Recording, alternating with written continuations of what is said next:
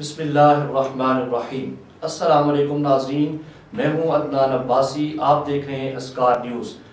آج ہمارے مہمان ہیں تحصیل مری کی سیاسی، سماجی، علمی اور ادبی شخصیت جناب امجد ارباب عباسی صاحب۔ السلام علیکم جناب۔ وعلیکم السلام ورحمۃ اللہ۔ سب سے پہلے امجد صاحب، آپ نے ابتدائی تعلیم کہاں سے حاصل کی اور آپ کسی مدرسے، یونیورسٹی یا کالج سے فارغ التحصیل ہیں؟ جی شکریہ عدنان صاحب۔ ناظرین گرامی قدر کی خدمت میں آپ کی وساطت سے آئی ایم سینٹ میرین۔ ہم نے اسکول کی تعلیم جو ہے وہ نرسری سے میٹرک تک سینٹ میریز کیمبرج اسکول یہاں مری روڈ پہ وہاں پہ حاصل کی۔ اس کے بعد الیکٹرانکس میں انجینئرنگ کا سلسلہ رہا اور بس seek knowledge from cradle to grave, ماں کی گود سے قبر تک علم حاصل کرنے کا سلسلہ جو آقا نعمت صلی اللہ علیہ وآلہ وسلم کی حدیث پاک ہے، وہ سفر جاری ہے، جاری رہے گا۔ آپ نے صحافت بھی کی، مختلف اخبارات میں آپ بیورو چیف ایڈیٹر بھی رہے۔ صحافت چھوڑ کر سیاست کا سفر کیوں اختیار کیا؟ عدنان صاحب، صحافت، سیاست، کہنا، سننا، دوسروں تک بات پہنچانا کوئی جدا عنوانات نہیں ہیں۔ درست کہ ہم نے 3 مختلف اداروں میں مختلف پوزیشنز پہ کام کیا اور پھر اس کام کو آگے بڑھاتے ہوئے جو باقاعدہ کسی ادارے کے ساتھ اس طرح کی وابستگی جس کا پہلا حصہ آپ کا درست ہے، اس طرح کی تو نہیں ہے، لیکن کہنا سننا جاری ہے، تعلیمی انقلاب کی طرف آگے بڑھے اور اس سلسلہ میں کام ہو رہا ہے، کام کیا اور کام ہو رہا ہے اور انشاءاللہ یہ سلسلہ جاری رہے گا۔ آپ سیاسی گھرانے سے تعلق بھی رکھتے ہیں۔ آپ نے 2018 کا آزاد الیکشن لڑا، ناکامی ہوئی، اس الیکشن سے کیا کچھ سیکھا؟ اس میں ایک تصحیح کی ضرورت ہے جی، آزاد نہیں لڑا۔ اچھا، یہ انجمن طلبہ اسلام کے سابقین کی جماعت ہے، پاکستان فلا پارٹی، جو الیکشن کمیشن آف پاکستان کے پاس رجسٹرڈ ہے اور اس کے ٹکٹ پر جس کا انتخابی نشان بحری جہاز تھا، اس پہ ہم میدان میں اترے۔ اصل میں آپ کی خدمت میں اس سلسلہ میں گزارش کروں کہ ایک بڑی خوبصورت بات ذہن میں آئی یہ اپنی بات کو تقویت دینے کے لیے کہ مولانا نورانی علیہ رحمت نے جمعیت علماء پاکستان کے لیڈر کی حیثیت میں، اور آپ کو پتہ ہے ان کا قد کاٹ اور ان کی جو سیاسی حیثیت رہی ہے 1973 کے آئین کے حوالے سے اور اس سے پہلے اور اس کے بعد کی، تو آپ کو کسی بار میں خطاب کے دوران کسی وکیل صاحب نے پوچھا کہ آپ الیکشن ہار گئے تو آپ نے پھر بھی سیاست جاری رکھی ہوئی ہے، تو آپ نے برجستہ جواب دیا کہ آپ مقدمہ ہار جاتے ہیں تو کیا آپ وکالت چھوڑ دیتے ہیں؟ تو جناب، ظاہری طور پر ووٹ کا زیادہ پول ہونا یا نہ پول ہونا یہ ہمارے نزدیک کامیابی اور ناکامی نہیں ہے۔ ہمارے نزدیک کامیابی یہ ہے کہ ہم اپنا پیغام، مثبت پیغام کس طرح اپنے لوگوں تک پہنچا سکیں اور اس بنیاد پر کس طرح ہم ان کی آواز بن سکیں۔ یقیناً اگر بندہ پارلیمنٹ میں ہوتا ہے تو اس میں جو وہ طاقت آواز میں پیدا ہو سکتی ہے وہ اس کا تو اپنا مقام ہے، لیکن آپ نے اس بات کو دیکھا ہوگا، آپ صحافت کر رہے ہیں، آپ پروگرامز کر رہے ہیں کہ آپ نے یہ دیکھا ہوگا کہ ہم نے اپنے لوگوں، اپنے ملک، اپنے قوم اور اپنے خطہ کوسار کو اگر پرٹیکولرلی آپ نے اینڈ ادروائز آلسو دیگر جتنے بھی سلسلے ہیں ان میں کوئی ایسا فورم نہیں ہے، کوئی ایسی جگہ نہیں ہے جہاں ہم نے عام آدمی کے جو مفادات ہیں ان کے لیے دستک نہ دی ہو، اور ان میں اللہ کریم کے فضل و احسان سے اور جو اللہ تعالیٰ نے ہمیں صلاحیت عطا کی ہے اس کی بنیاد پہ ہم نے اس میں طاقت اور قوت کے ساتھ اپنی آواز کو بلند نہ کیا ہو، اور بہت سے ایسی چیزیں ہیں، ایسے ایشوز ہیں جنہیں ہم مثال کے طور پہ آپ کے سامنے رکھ سکتے ہیں، لیکن اختصار سے اگر کام لیں تو وہ یہ ہے کہ ہم نے وہ سلسلہ جاری رکھے ہوئے ہیں، اور انشاءاللہ تعالی ہم ضروری نہیں ہے کہ بندہ پارلیمنٹ میں ہو تو یقیناً پارلیمنٹ میں ہونا، یقیناً حکومت میں ہونا وہ میٹر کرتا ہے، لیکن میٹر یہ بھی کرتا ہے کہ آپ کی نیت کیسی ہے۔ اگر آپ کی نیت ٹھیک ہے تو آپ کہیں بھی ہیں تو آپ قوت کے ساتھ اپنی بات کو، اپنی آواز کو، واقعی آپ نے علاقے کے جو بھی مسائل ہیں ان پر اپنی آواز بلند کی ہے۔ آپ نے کیا عوامی تحریک جوائن کر لی ہے؟ تو اس عوامی تحریک جوائن کرنے کا جو فیصلہ ہے یہ کیوں کیا یہ فیصلہ؟ اگر میں پچھلا حصہ آپ کی اجازت سے کمپلیٹ کروں تو وہ یہ ہے کہ اس کی ایک مثال میں آپ کے سامنے عرض کروں کہ ہم نے یہ دیکھا کہ عام آدمی کو روڈ ٹرانسپورٹ اتھارٹی کی طرف سے سہولت میسر نہیں ہے. کون کون سی سہولت میسر نہیں ہے؟ کرایہ نامہ نہیں ہے، لوگ روٹس مکمل نہیں کر رہے، لوگوں کے پاس جو یہ عوامی سہولت والی گاڑی ہے اس کو چلانے کا پرٹیکولر ایک مخصوص لائسنس ہے وہ موجود نہیں ہے، جانیں خطروں میں ہیں، اور اوور لوڈنگ کا سلسلہ جاری ہے، اور اپنے طور پہ لوگ یونین سازی کر کے تو اڈا شارٹ کر کے تو مسائل پیدا کر لیتے ہیں، اس سے لوگوں کا عوام کے بنیادی مسائل سفر کرنا مشکل ہو جاتا ہے، ریٹ لسٹ کا پرابلم ہے، اشیاء خورد و نوش کی جو معیار ہے اس کا پرابلم ہے، اسی طرح جو ہیلتھ کے پرابلمس ہیں ان کو ایڈریس نہیں کیا جا رہا. بیسیکلی تو جناب یہ چاہیے تھا کہ ہمارے M P As M N As, میں کسی ایک حلقے کی بات نہیں کروں گا، ان کو ان امور پر تو بہت آسان تھا کہ اس کے لیے انہیں کسی قانون سازی کی ضرورت نہیں تھی، قوانین موجود ہے. لیکن ہم نے کیا کیا؟ ہم نے یہ کیا کہ اس سال کے آغاز میں مطالبات کے بعد ہم ہائی کورٹ کے فورم پہ گئے اور ہم نے یہ ساری چیزیں وہاں پہ اٹھائی. ہائی کورٹ نے ڈپٹی کمشنر راولپنڈی کو ڈائریکٹ کیا، راولپنڈی بینچ نے، اور ڈپٹی کمشنر راولپنڈی نے ایک رپورٹ سبمٹ کروا دی کہ جی یہ تمام آر ٹی ایس سیکٹری کی اور پرائز مجسٹریٹس کی اور سو اینڈ سو جتنے بھی لوگ متعلقہ ہیں، اختصار سے کام لینا ضروری ہے، نام گننے میں طوالت نہ ہو جائے، تو ان کی ایک رپورٹ سبمٹ کر دی رجسٹرار ہائی کورٹ کو کہ they are doing the work accordingly and as per law. تو ظاہر ہے کہ وہ کافی نہیں تھی، تو ہم توہین عدالت میں گئے، اور توہین عدالت میں بڑے اسٹرکٹ انداز میں ہائی کورٹ نے ڈپٹی کمشنر راولپنڈی کو کہا. لیکن پرابلم کیا ہے؟ پرابلم اصل میں یہ ہے کہ جب تک ہماری نیت ٹھیک نہیں ہوگی، آپ کسی جگہ کی زنجیر ہلا لیں، آپ کسی فورم پہ دستک دے لیں، عدالت کی تو خیر بات ہی بالا اور اعلیٰ ہے، اس کے اوپر زیادہ کلام کرنا تو شاید مناسب ہی نہ ہوگا، لیکن جب تک ہماری نیتیں ٹھیک نہیں ہوں گی، قوت نافذہ موجود ہے، قوانین موجود ہیں، لیکن پرابلم نیت کا ہے. جب بھی نیتیں ٹھیک ہو جائیں گی اسی دن عام آدمی کا مسئلہ تو 99.9% حل ہو جائے گا. اور کہیں اگر کوئی پرابلم رہ جائے گی تو وہ جو ادارے قانون سازی کے ہیں یا لا انفورسنگ ایجنسیز ہیں یا قوت نافذہ میں جتنے ادارے آتے ہیں ان کا جو متعلقہ فورم ہے وہ آسانی سے اسے کر سکتا ہے. یہ تو پچھلی بات تھی جہاں تک پاکستان عوامی تحریک کا تعلق ہے.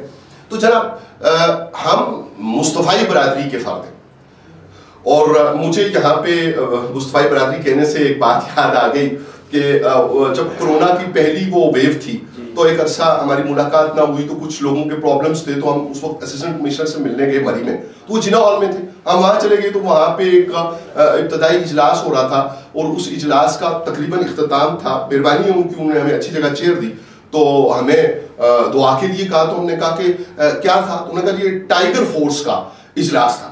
تو ہم نے کہا اچھا کلمہ شریف ہم نے پڑھا ہوا ہے، باقی فورسز بعد میں، ہم مصطفی فورس پہلے ہیں، تو لہٰذا ہم مصطفی فورس ہیں، ہم مصطفی برادری ہیں.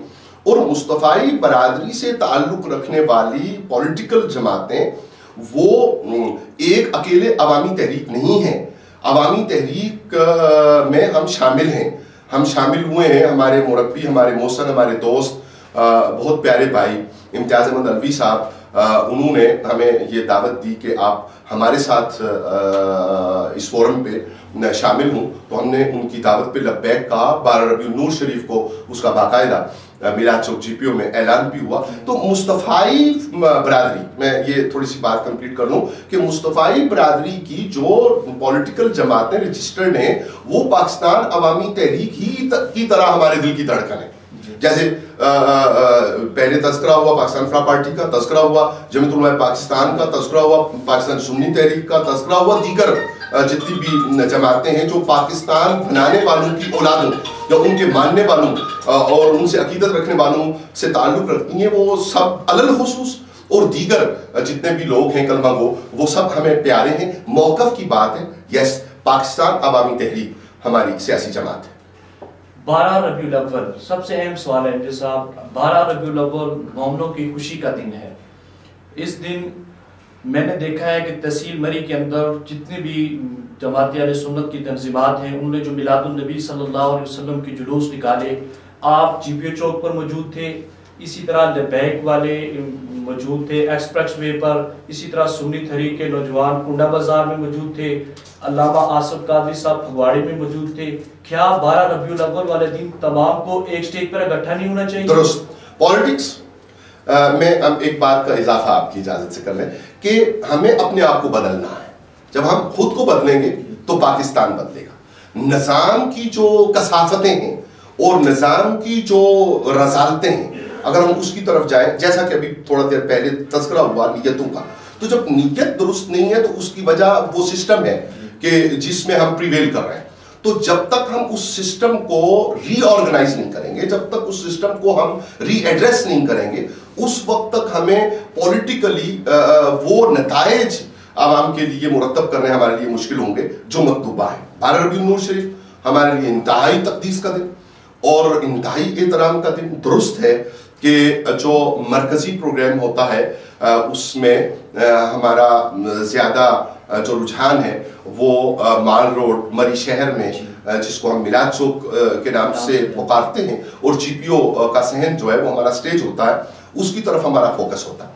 لیکن جو بات آپ فرما رہے ہیں کہ باڑیاں میں یا نیو مری میں یا ٹوپا پہ یا دیگر اوپر نیچے کے جو روٹس ہیں ان کے اوپر میلاد شریف کے بڑے چھوٹے پروگرامات، میلاد شریف خود اتنا بڑا ایونٹ ہے کہ اس کا کوئی پروگرام چھوٹا نہیں ہو سکتا. آپ اور میں اگر دو بھی مل کے بیٹھ کے نا تو آقا نعمت آقا کل صلی اللہ علیہ وآلہ وسلم کے میلاد نور کا تذکرہ کریں گے تو یہ چھوٹا نہیں ہے. تو وہ جتنے پروگرامز ہوتے ہیں گیدرنگ کے حوالے سے چھوٹے بڑے، وہ سارے پروگرامز ہمارے پروگرامز ہیں. نبی رحمت صلی اللہ علیہ وآلہ وسلم کے میلاد شریف کا پروگرام ہے، اس میں وجوہات مقامی لوگوں میں جو ضعیف لوگ ہیں یا دیگر وجہ ہو سکتی ہے، ان بنیادوں پہ وہ تذکار مختلف جگہوں پہ ہو رہا ہے، اور یہ قدرت کی طرف سے ہے. اسے آپ نظم کی بات نہیں کہہ سکتے. رب تعالیٰ یہ چاہتا ہے وَرَفَعْنَا لَكَ ذِكْرَكَ کہ جتنے بھی سرزمین ہیں، بلاد اسلامیہ ہیں یا دیگر جتنی بھی جگہیں ہیں دنیا میں،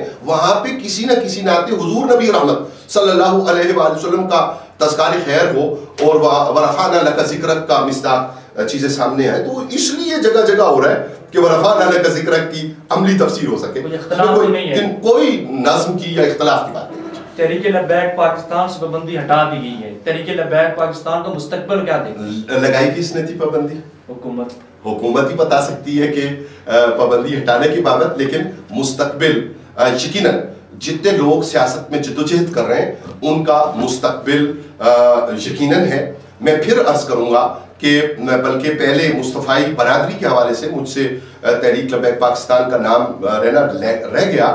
تحریک لبیک پاکستان اور دیگر جماعتیں، وہ جتنے لوگ ہیں وہ جہد کریں گے اور ان کی جدوجہد جو ہے وہ نظام میں بہتری کے لیے، نظام مصطفیٰ کریم صلی اللہ علیہ وآلہ وسلم کے لیے جتنی زیادہ نیت میں اس کے حسن ہوگا، یقیناً عند اللہ بھی اور عوام میں بھی اس کو مقبولیت حاصل ہوگی.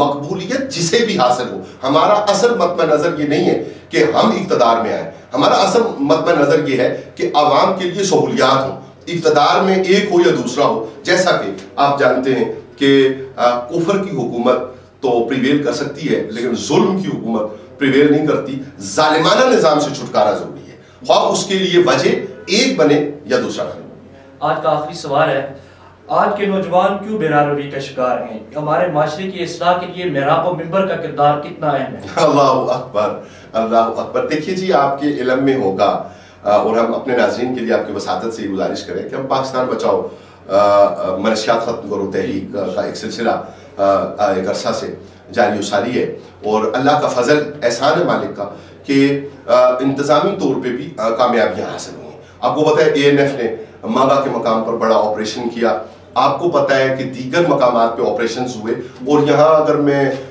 تھوڑا سا تذکرہ یہ بھی کر دوں کہ ایک عرصہ سے درباری علیہ چھرا پانی وہاں پہ منشیات فروشوں کا اور ناجائز قابضین کا قبضہ تھا. اللہ کریم نے آپ کے اس ادنا سے بھائی کو یہ اعزاز اور عزت سے نوازا کہ ہم نے اسے بھی اوور کم کیا.